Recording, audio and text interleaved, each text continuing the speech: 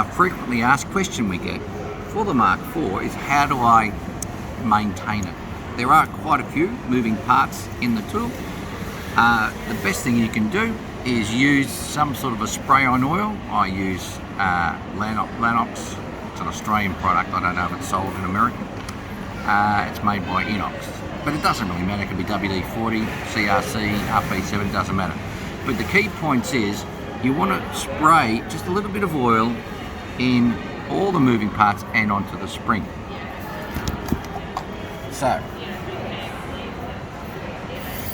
onto the spring, just a little bit on each side of the jaw and some onto the blade. Give it a good up and down, and then just wipe off any excess. On the blade you may have some sap and so forth. You can use a blue scourer to get that off, but in this case there doesn't seem to be much on, so all I'm doing is wiping off and I'm done. And when it comes to sharpening the tool, it's a bevel, it's a point. It's sharpened on both sides. Some secateurs are actually only sharpened on one side, but this you have to sharpen on two sides.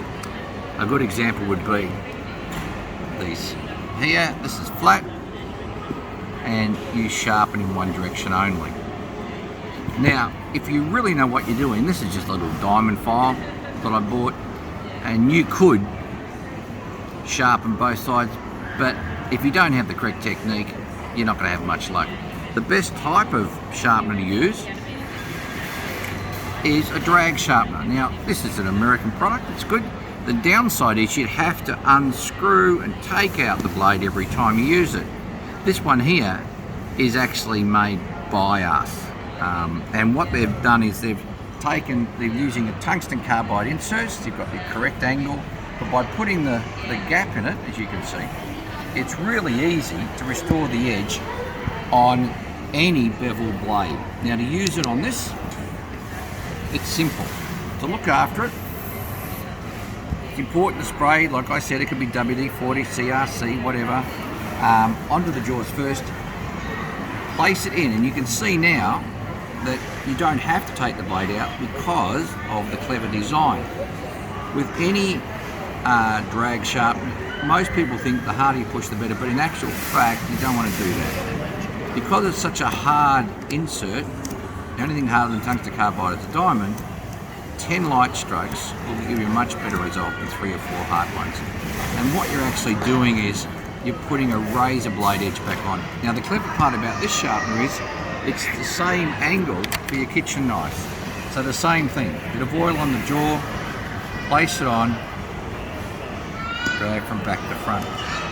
And honestly, next time you're trying to get the fat off a chicken breast, that sort of stuff, if you want to razor edge cutting tomatoes, that's all you need to do. And just to show you how sharp it is, ready? There it is there. So in summary, to look after it, you spray in these areas and a little bit of spray on the spring, wipe off any excess, lock it and put it away. When you do need to sharpen it, you can use a diamond file if you know what you're doing, but I recommend that you use the sharpener that we make, and then it's good, and you can use it for everything. Thanks for watching.